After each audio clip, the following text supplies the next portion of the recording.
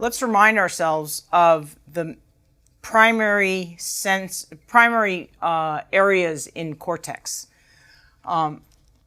So if we're looking now here at the left side of the brain, you can see the spinal cord down here, you can see the cerebellum here, and then the rest of this is the left hemisphere of the brain. And we're going to show where 4 areas are. So remember that this is the frontal lobe, and in the frontal lobe is a strip which is motor cortex. And right behind that strip is a sulcus that we call the central sulcus.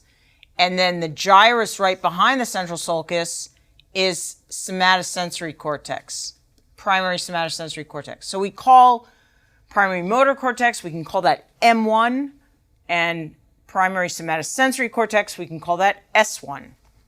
Saves me a lot of writing. Down here in the temporal lobe,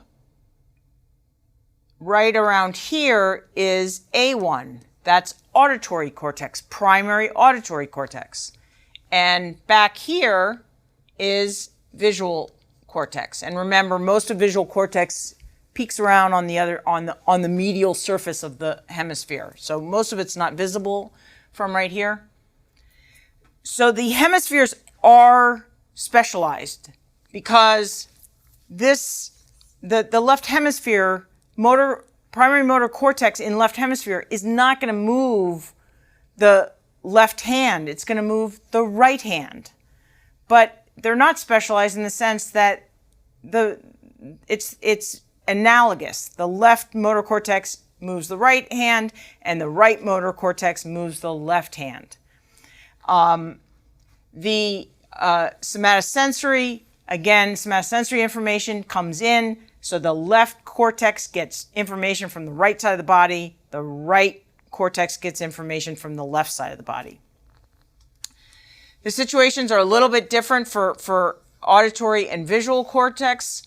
Auditory cortex, we basically get input from both ears.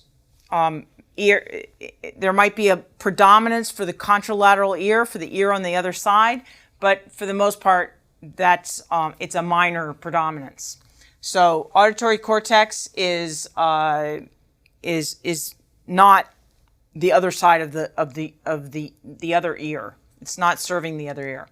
Visual cortex is serving not the other side's eye, but the other side of the world. So my left visual cortex sees everything that's on the right, whether that's coming from my right eye or my left eye. So it sees the other side of the visual world, which we call the visual field. Now, that's essentially a symmetrical distinction. So the left hemisphere is seeing the right world, and the right hemisphere is seeing the left world. Is there anything that is different? And the thing that's really different is language. Language is in the left hemisphere, and it's not in the right hemisphere. So what we're going to do now is look at aphasia. We're going to look at aphasia, which is a disorder of language, and it is a disorder of the left hemisphere.